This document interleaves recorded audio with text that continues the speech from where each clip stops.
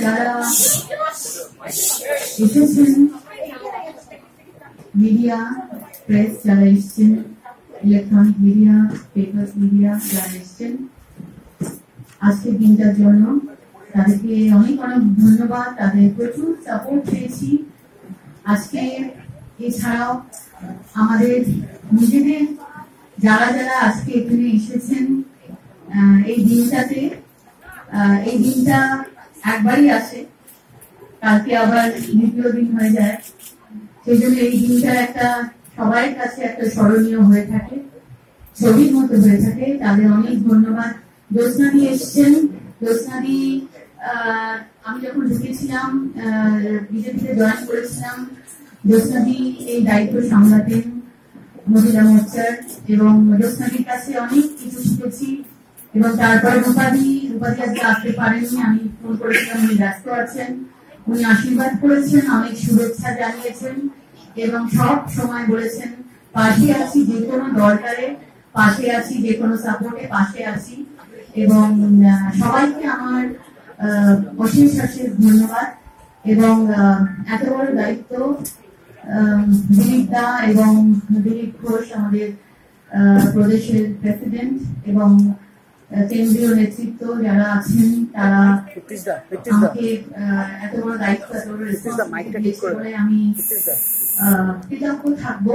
এবং কৃতজ্ঞের সঙ্গে সঙ্গে জীবনে চ্যালেঞ্জটাও বেড়ে যায়, কেননা এত বড় একটা যে ধরনের দায়িত্ব দেওয়া হয়েছে পশ্চিমবাংলার রাজনীতির ক্ষেত্রে, এবং যে পরিস্থিতিতে এটা যে দায়িত্বটা পেয়েছি, আমার মনে হয় অদ্ভুত একটা চ্যালেঞ্জিং পরিস্থিতির মধ্যে, মুহূর্তের মধ্যে আমরা দাঁড়িয়ে আছি, যেখানে পশ্চিমবঙ্গের মতো জায়গা অন্যান্য জায়গা থেকে মহিলাদের দিক থেকে একদমই পিছিয়ে আছে।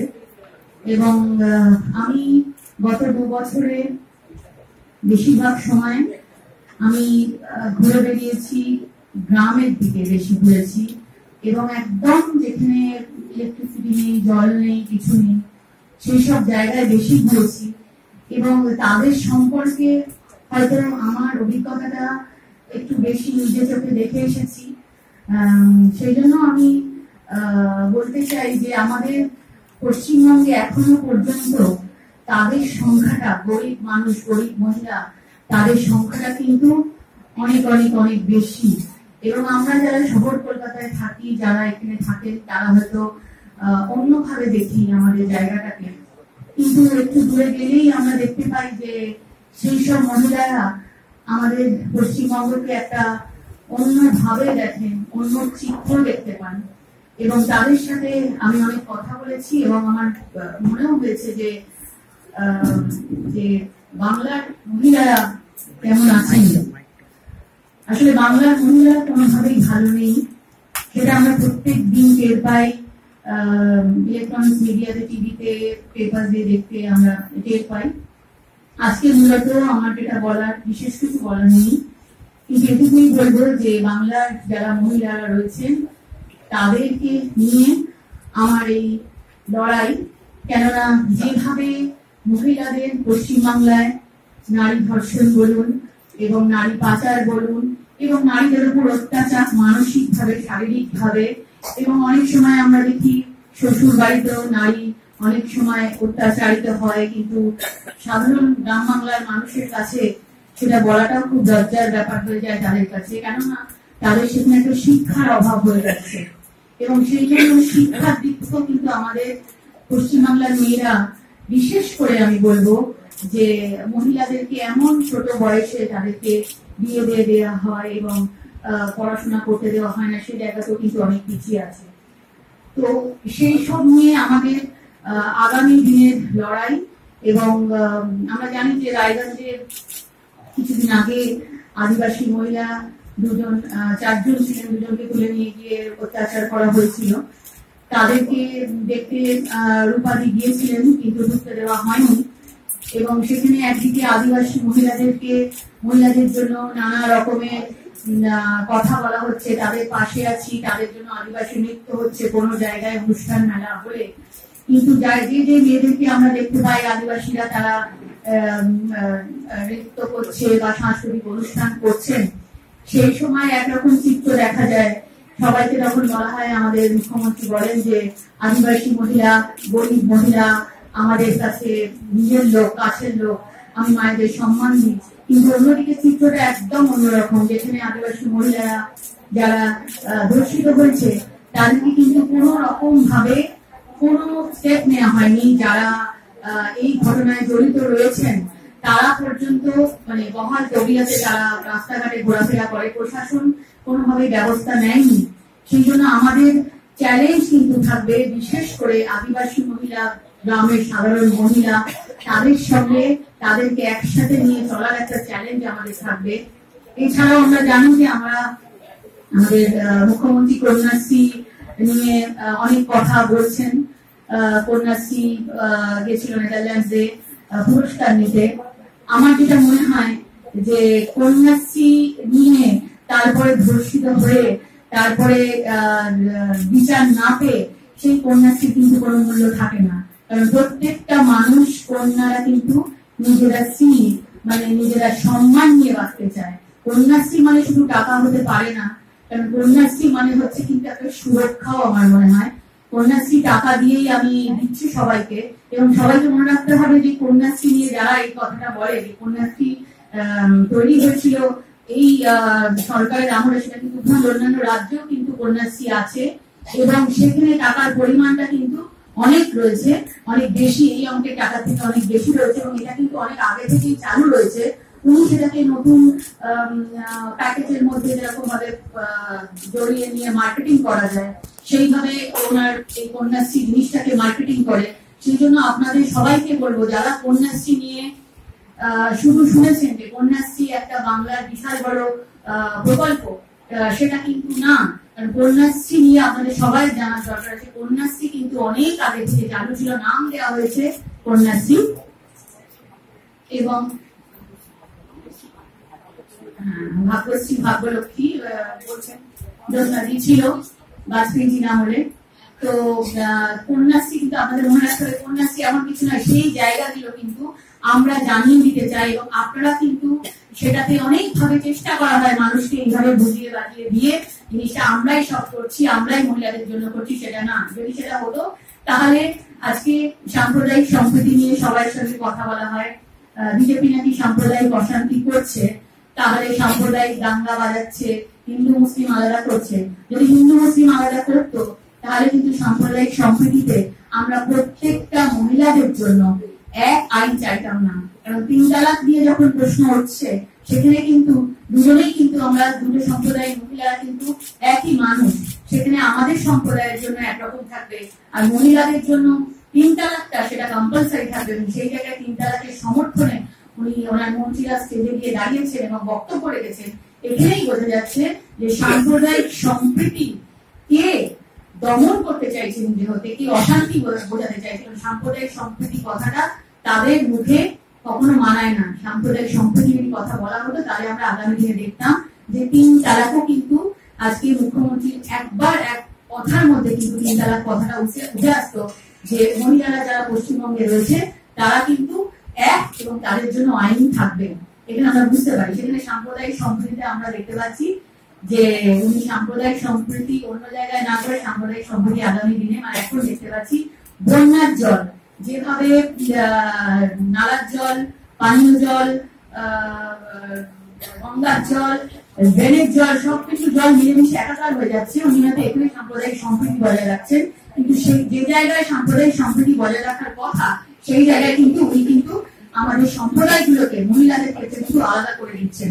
সেই জন্য আপনাদেরকে বলবো যে আপনারা যারা আছেন মিডিয়াতে, তাদেরকে বলবো তাদের মাধ্যমে কিন্তু মানুষের কাছে এই জিনিসগুলো পৌঁছে যেতে পারে, যে কিভাবে বাংলার, পশ্চিমবাংলার মহিলাদের উপর অত্যাচার একদিকে বাড়ছে, এবং অন্যদিকে তিনি সারাক্ষণ বলে যাচ্ছেন একজন মহিলা মুখ্যমন্ত্রী হয়ে।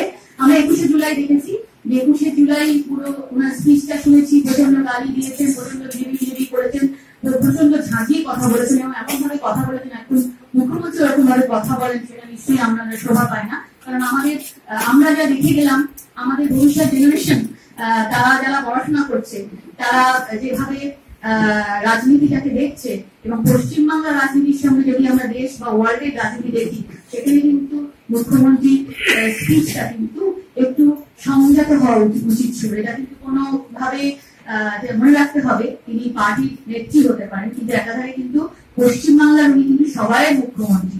সেই জায়গায় দাঁড়িয়ে কিন্তু উনি পুরো স্পিচের মধ্যে একবারও কিন্তু উনি মহিলাদের কথা, আপনারা দেখবেন আবার ভালো করে শুনবেন, মহিলাদের কথা কিন্তু একজন মহিলা মুখ্যমন্ত্রী হয়ে, যেখানে কয়েকদিন আগে আদিবাসীদের ওপর এরকম অত্যাচার হয়েছে, সেখানে একবারও তিনি উচ্চারণ করেননি।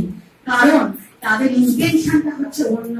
তাদের ইন্টেনশন হচ্ছে যে কিভাবে ভোট ব্যাংকে রাজনীতি করা যায়। সেই সময় দাঁড়িয়ে ওনার সবাইকে বলার কথা ছিল যে বিজেপিকে আটকাতে হবে, বিজেপিকে রুখতে হবে, বিজেপিকে মারতে হবে। 9ই আগস্ট থেকে কি কর্মসূচি না কি শুরু করবেন, সেখান থেকে বিজেপিকে ধরবে আর পেটাবে, এরকম ধরনের একটা বার্তা উনি দিতে চেয়েছেন। তার মাঝখানে ভুলে গেছেন যে একজন মহিলা হয়ে মহিলাদের পাশে দাঁড়ানো, মহিলাদের হয়ে একটা দুটো কথা আমি খরচা করি, সেটা অন্তত উনি ভুলে গেছেন। সেই জন্য আপনাদেরকে বলবো যে আপনারা অন্তত মহিলাদের জায়গাটা, মহিলাদের সবাই আপনারা মহিলাদের ইস্যুগুলোকে নিশ্চয়ই তুলে আনছেন, কিন্তু আগামী দিনের লড়াইটা কিন্তু আমাদের মহিলারাই পারবে কিন্তু সামনের সারিতে আসতে। এবং আগামী দিনে মহিলাদের নেতৃত্বে বিজেপিতে, ভারতীয় জনতা পার্টির একটা বড় অংশ মহিলারা রয়েছেন, এবং মহিলাদের নেতৃত্বেই নারী শক্তি দিয়ে মানুষকে কিন্তু একসাথে করে কিন্তু বাংলাকে, পশ্চিমবাংলাকে আগিয়ে নিয়ে যাওয়া হবে। মহিলাকে আগের সরকাররা ভীষণভাবে মার্জিনালাইজ করে দিয়েছিল, আমার মনে এখনো পর্যন্ত সেটা করে দিয়েছে, কিন্তু এক্ষেত্রে প্রায় তলানিতে গিয়ে থেকেছে মহিলারা। কিন্তু একদিকে আমি দুর্গাপুজোর কাঠামো পুজো করছি, কুটি পুজো করছি, দুর্গা ঠাকুরকে পুজো করছি, মা কালীকে পুজো করছি, আর আরেকদিকে বাড়ি গিয়ে আমি মহিলাদের উপর অত্যাচার করছি। এই বিচারটা কিন্তু কোন রকম ভাবে বরদাস্ত করা যাবে না। এবং পশ্চিমবঙ্গের প্রত্যেকটা যারা মহিলারা আছেন, তাদের জন্য আমাদের যারা কর্মীরা রয়েছেন ভারতীয় জনতা পার্টির, প্রত্যেকটা মহিলা কর্মী এবং তাদের সঙ্গে যারাই রয়েছেন ভারতীয় জনতা পার্টির, সবাই আমরা একসাথে আগামী দিনে কিন্তু সবাই ঘরে ঘরে পৌঁছে যাব, এবং মহিলাদের দুঃখ কষ্ট, মহিলাদের যে প্রতিবাদের ভাষা, সেই ভাষায় কিন্তু আমরা সামিল হব, এবং তাদের সঙ্গে থেকে আমরা মহিলাদের সঙ্গে থেকে আমরা আগামী দিনে লড়াইটা করব।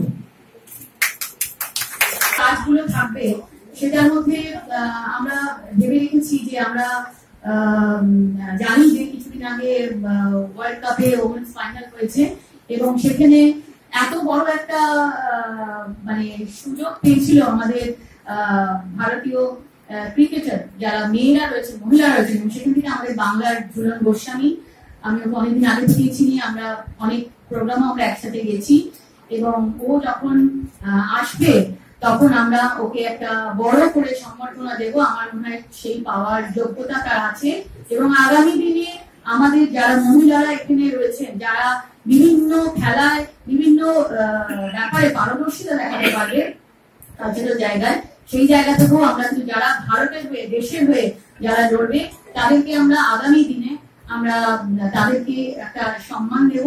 এবং আমার মনে হয় মহিলাদের প্রত্যেকের সম্মান পাওয়ার কিন্তু যোগ্যতা রয়েছে।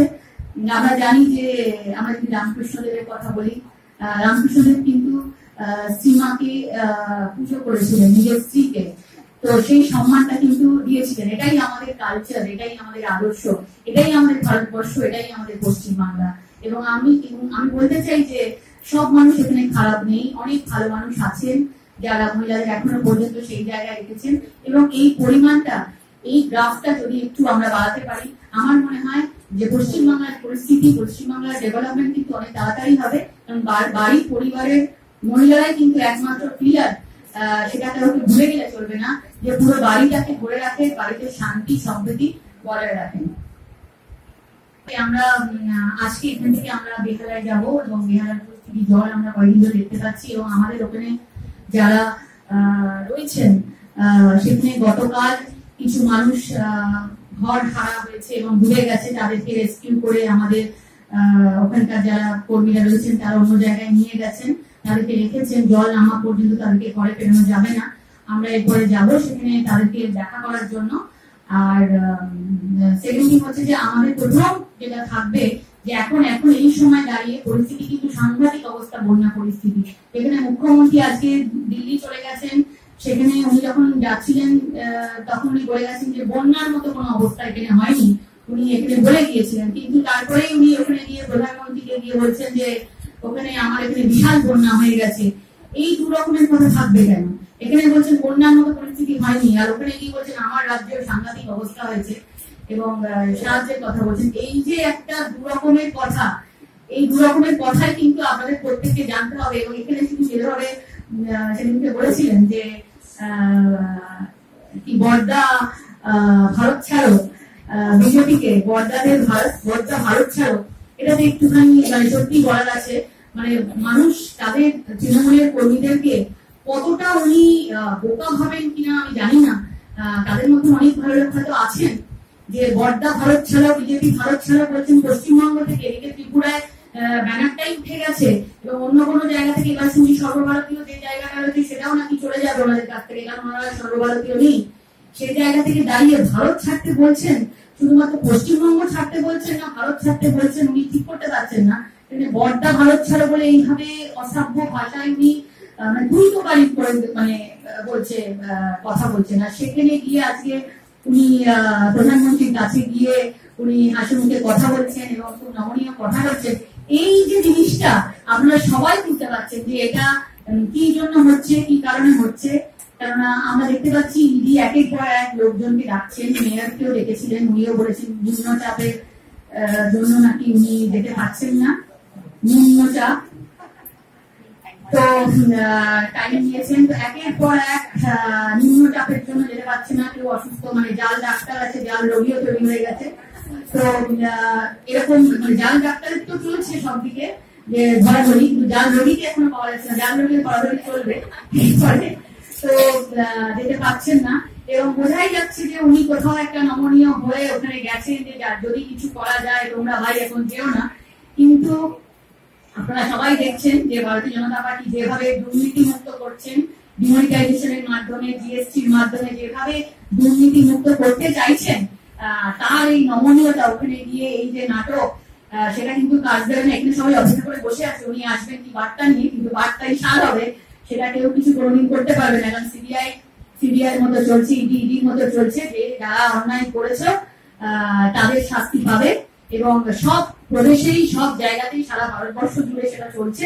সুতরাং এখানে কিছু আলাদা কিছু ঘটবে না যে অন্যরকম কিছু হয়ে যাবে। সেই জন্য উনি প্রচন্ড ভাবে চেষ্টা করছেন। গিয়ে একদিকে গাড়ি দিয়ে গেলেন বর্দা বাড়ি যাওয়া বলে, তারপরে উনি দুদিন বাদেই চলে গিয়ে বলছেন যে খুব ভালো লাগছে বন্যা পরিস্থিতি, দার্জিলিং নিয়ে কথা বলছেন। এইটা ঠিক মিলছে না, কোথাও একটা উনিও খেল হারিয়ে ফেলছেন। বুঝতে পারছেন না যে মানুষ কিন্তু ওনার পুরো মুভমেন্ট গুলো মুখ্যমন্ত্রী হিসাবে কিন্তু সবাই কিন্তু সব জায়গাটা নজর রাখছেন। তো এই জায়গাটায় যে ওনার যে যাওয়ার জন্য যে উদ্দেশ্যে তিনি গিয়েছিলেন, আমার মনে হয় সেটা উনি সফল করতে পারবেন না। প্রচন্ড ভাবে চেষ্টা করছেন যে কোনোভাবে যেন তৃণমূলকে বলুন, সারদা নারদা রোজগারিতে যেন কোনোভাবেই যেন তার ব্যক্তির সাথেও যেন তাকে না জড়ানো হয়, সেটাও উনি চেষ্টা করে যাচ্ছেন। এবং আমরা দেখতে পাচ্ছি যে আগামী দিনে কি হচ্ছে। আমরা সিবিআইয়ের উপর ভরসা রাখি, সুপ্রিম কোর্টের উপর ভরসা রাখি, ইডির উপর ভরসা রাখি, ভারতীয় সংবিধানের উপর ভরসা রাখি, আমরা দেখতে পাবো। এবং যে কবিনজিকে উনি বলেছিলেন, যে কবিন, তারপরে উনি সবার আগে শুভেচ্ছা দিলেন, তারপর উনি সবার আগে চলে গেলেন, শুভেচ্ছা বার্তা পাঠালেন, সব ঠিক আছে। কিন্তু উনি তারপরে বুঝতে পেরেছেন যে কে কবিন, যেটা বলি আমি ভুল করেছি, সেই জন্য সবার আগে শুভেচ্ছা বার্তা পাঠিয়ে দিয়েছেন। তো সেই দুঃখ প্রকাশটা মনে হয় একটু করলে ভালো হতো। কারণ যে যার জায়গায় একজন রাষ্ট্রপতি এবং তাদের সম্মান আছে, সেই জায়গাটায় যদি উনি এই কথাটা সবাইকে বলতেন, সেই দুঃখ প্রকাশটা করলে মনে হয় আমরা পশ্চিমবঙ্গবাসীর কিন্তু একটা কোথাও একটা ভালো লাগলো। কিন্তু উনি সেটা করেননি। যাই হোক, শুভেচ্ছা বার্তা পাঠিয়েছেন এবং আগামী দিনে বুঝতে পারছে যে ভারতীয় জনতা পার্টি কিভাবে এগোচ্ছে, মহিলারা কিভাবে এগোচ্ছে সেটা দেখতে পাচ্ছেন। এবং আমাদের লড়াইটা প্রচন্ড একটা লড়াই থাকবে, কারণ আগামী পরের বছরই পঞ্চায়েত ভোট এবং বেশি সময় নেই। এই জন্য লড়াইটা কিন্তু আমাদের খুব একটা বড় সড়ো লড়াই থাকবে এবং আমাদের প্রত্যেকটা কর্মী, আমরা সবাই পুরনো নতুন, আমরা সবাই মিলে একসাথে এবং দিলীপদার নেতৃত্বে এবং আমাদের যে কোর কমিটি, যেটা বিজেপির মাদার পার্টি আছে, তাদের সাথে সমন্বয় করেই আগামী দিনে কিন্তু একসঙ্গে একটা টিম ওয়ার্ক করে আগামী দিনে কিন্তু আমাদের মহিলা মোর্চা এগোবে এবং প্রত্যেকটা জায়গায় আমাদের মহিলা মোর্চা তাদের নিজেদের জেলায় জেলায় মহিলা মোর্চারা একটা মাতৃশক্তি বা একটা বাহিনী করুন বা নিজেদের মহিলাদেরকে নিয়ে একটা বাহিনী তৈরি করতে হবে। কারণ যেভাবে প্রশাসন যেভাবে কোনোভাবে কোনো জায়গায় মহিলাদেরকে কোনো বিচার দিচ্ছে না, কিচ্ছু করছে না, সে জায়গায় দাঁড়িয়ে আমার মনে হয় মহিলাদের নিজেদের বিচারটা নিজেরা পেতে গেলে নিজেদের লড়াইটা রাস্তায় থেকে আগামী দিনে যতক্ষণ না ভারতীয় জনতা পার্টির সরকার আসছে ততদিন করতে হবে। তো আমাদের প্রত্যেকটা জেলায় কিন্তু আমরা সেই মাতৃশক্তি বাহিনী, আমরা সেই মহিলারা যারা মাঠে নেমে কাজ করবেন, অ্যাক্টিভ থাকবেন, লড়াই করবেন, তাদেরকে নিয়ে আমরা কিন্তু আগামী দিনে একটা সুন্দর একটা বাহিনী তৈরি করব।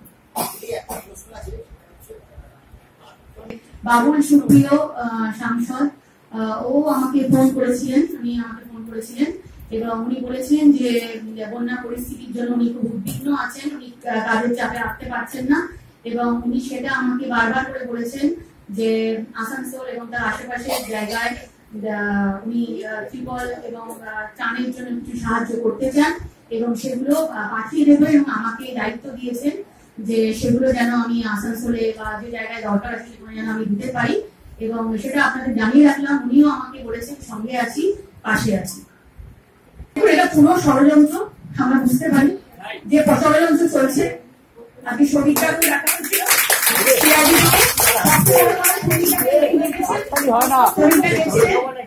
শরীরটা গেছিলেন, সিআইডিকে ডাকা হয়েছিল, কিন্তু সিবিআই এত রাখছেন, আপনারা দেখতে পাচ্ছেন সবাই চোখের সামনে জানালার উপর খোলা আছে, শুধু চোখ দুটো থাকলে আর কান দুটো ঠিক থাকলে কিন্তু আমরা সব শুনতে পারবো আর দেখতে পারবো। আর দেখতে পাচ্ছেন যে শরীরটা গেছেন, গিয়ে কথা বলে এসছেন। আমি যদি চুরি না করে থাকি, আমি যদি টাকা চুরি না করে থাকি, সিআইডি বা সিবিআই এর সঙ্গে সহযোগিতা করতে আপত্তি কিসের? আমি যদি চুরি না করে থাকি, আপত্তি কিসের? কেন তারা সেই সহযোগিতাটা আমাদের সিবিআই বা ইডিকে তারা করছেন না, করতে চাইছেন না? আজ নিম্নচাপ, তার অসুস্থ, পশু বাড়ি, তার কারোর বাড়ি যাওয়া, এইসব করে যাচ্ছেন কেন? এইটা তো বুঝতে হবে। এইসব প্রশ্নগুলো করলে আপনাদের কাছে আপনারা উত্তর পেয়ে যাবেন, এবং পুরোটাই ষড়যন্ত্র, এবং ষড়যন্ত্রের জন্য লড়াই চলবে। দরকার হলে আগামী দিনে ভারতীয় জনতা পার্টি লড়াইয়ের জন্য যদি সেখানে কাউকে যেভাবে উত্তক্ত করছে, নোটিশ পাঠাচ্ছে, ফলস মামলা দিচ্ছে, ফলস কেস দিচ্ছে, দিতে রাজি আছি, যেতে প্রস্তুত আছি, কিন্তু তার সত্ত্বেও আমরা চাইবো আমরা যেখানে জেলে যাই, লকআপে যাই, যেখানেই যাই আমরা যাব। তারপরেও যদি মানুষ আমাদের প্রতি ভরসা রাখে, আমরা তাদেরকে নিয়ে আগামী দিনে কিন্তু ভারতীয় জনতা পার্টির সরকার নিয়ে আসবো। আমরা সব করতে রাজি আছি, কিন্তু মানুষের যেন ভালো হয় সেই জায়গা থেকে আমরা সবকিছু মাথা পেতে নেবো, প্রস্তুত আছি, যে ষড়যন্ত্রই হোক না কেন। সবসময় তো চলছে, আন্দোলন তো সবসময়ই চলছে, এবং এটা পরিষ্কার বুঝতে পারছে কেউ কোনোভাবে নেই, কোথা থেকে একটা অন্য গ্রহ থেকে কিছু একটা নিয়ে চলে এলো, তারপর তাকে নিয়ে ষড়যন্ত্র করছে, সিআইডি নোটিশ পাঠাচ্ছে, নতুন করে কেস চালানো, সেটা প্রশাসন তো পুরোটাই আমাদের হাতে রয়েছে। যেরকম ভাবে করবে সেরকম ভাবে কাজ করবে, নাহলে তাদের চাকরি চলে যাবে। তো তাদের তো সেটা করতে হবে। তারা আজকে তাদের জায়গা থেকে করছে, এবং আগামী দিনে যখন আমাদের যখন সরকার আসবে, তারা যখন আসবে তাদেরকেও আমরা দেখে নেবো, এবং তারা যে কাজগুলো নিজের হাতে করছে তাদেরকেও কিন্তু সেই জায়গার উত্তর কিন্তু তাদেরকে সেদিন দিতে হবে যে কেন করেছিলেন।